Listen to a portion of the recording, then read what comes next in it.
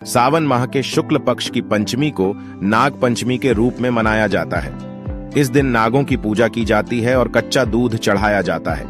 ऐसा करने से सर्पदंश से आपकी रक्षा होती है और आपके घर में धन धान्य में वृद्धि होती है।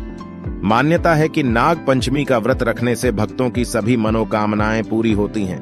नाग पंचमी की पूजा के साथ भक्तों को कथा का पाठ अवश्य करना चाहिए। नमस्कार दोस्तों, सत्य वचन में आपका हार्दिक स्वागत है। अगर आप भी शिव जी के भक्त हैं तो कमेंट में हर हर महादेव जरूर लिखे। आइए जानते हैं। नाग पंचमी की पौराणिक कथा। प्राचीन समय में एक राज्य में सेठ रहा करता था जिसके 7 बेटे थे। सेठ के 7 बेटों की शादी हो चुकी थी। सेठ की सबसे छोटी बहू बुद्धिमान और चरित्रवान थी। एक दिन बड़ी बहू घर की सभी बहुओं को मिट्टी लाने के लिए अपने साथ ले गई। मिट्टी खोदते समय बड़ी बहू को एक सांप दिखा जिसको वो खुरपी से मारने लगी। तभी छोटी बहू ने उसे रोक दिया और कहा कि इस सांप का कोई पाप नहीं है। सांप के पास जाकर छोटी बहू बोली कि तुम यहीं रुको, हम थोड़ी देर में वापस आते हैं। ऐसा बोलने के बाद सभी बहुएं घर वापस आ गईं। काम में व्यस्त होकर छोटी बहू सांप को किया वादा भूल गई। इसी बीच सांप उसका इंतजार करता रहा। दूसरे दिन जब छोटी बहू को सांप से किया वादा याद आया तब वो भागी भागी सांप के पास गई। सांप के पास जाकर उसने उसे क्षमा मांगी और कहा कि भैया, मैं काम में व्यस्त होकर अपना वादा भूल गई थी। सांप ने कहा कि तुमने मुझे अपना भाई माना है, इसलिए मैं तुम्हें जाने दे रहा हूं, वरना कोई और होता तो मैं उसे डस लेता। इसके साथ सांप ने कहा कि तुमने मुझे भाई बोला है तो आज से मैं तुम्हारा भाई हूं, तुम्हें जो मांगना है वो मांग लो। तभी छोटी बहू ने कहा कि मेरा कोई भाई नहीं है, आज से आप मेरे भाई हैं। कुछ दिन बाद मनुष्य का रूप धारण करके सांप अपनी बहन को लेने आया। उस पर विश्वास करके घर वालों ने छोटी बहू को जाने दिया। सांप छोटी बहू को अपने घर ले गया जहां सांप का परिवार रहता था। सांप के घर में इतना सारा धन देखकर बहू हैरान हो गई।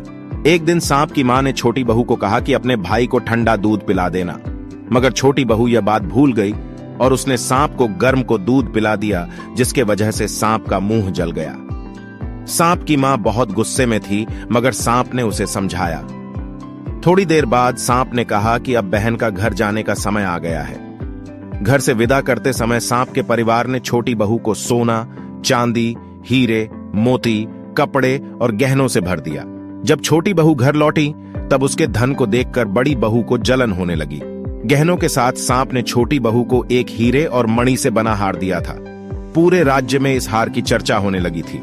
जब रानी को पता चला तब उसने ये हार मंगवाया। छोटी बहू को यह पसंद नहीं आया और उसने सांप को बुलाकर सारी बात बता दी। छोटी बहू ने भाई से आग्रह किया कि वो कुछ ऐसा करे जिससे ये हार छोटी बहू के गले में हार बन जाए और दूसरों के गले में सांप। बहन की बात मानकर भाई ने भी ऐसा ही किया। जब रानी ने ये हार पहना तब उसके गले में हार सांप में बदल गया। रानी चीखने लगी। रानी की चीख सुनकर राजा ने छोटी बहू को लाने का आदेश दिया। जब छोटी बहू राजा और रानी के पास आई तब उसने बताया कि यह हार उसके गले में हार और दूसरे के गले में सांप बन जाता है। तब राजा ने छोटी बहू को हार पहनने के लिए कहा। छोटी बहू के गले में जाते ही सांप हार बन गया। यह चमत्कार देखकर राजा बहुत खुश हुआ और उसे धन दौलत देकर भेज दिया। फिर उसने सारी बात अपने पति को बताई। पति ने कहा, तो क्या तेरे भाई भतीजे तुम्हें ही बुलाते हैं, कभी अपने जम्माई को यानी हमें तो बुलाते नहीं हैं। आने कोने में छुपे सांपों ने बात सुन ली तो जाकर अपनी मां से कहा। मां ने कहा, दोनों को बुला लाओ। वे इंसान का रूप बनाकर दोनों को वो बच्चे को बुला लाए। खूब कपड़े गहने देकर तीनों को विदा किया। ऐसा समर्थ पीहर नाग पंचमी की कहानी कहने वाले को नाग पंचमी की कहानी सुनने वाले सबको मिले। जैसी अनपीहरी वो पहले रही थी, किसी को भी न रखें। आशा करते हैं यह नाग पंचमी की कहानी पसंद आई होगी। धन्यवाद।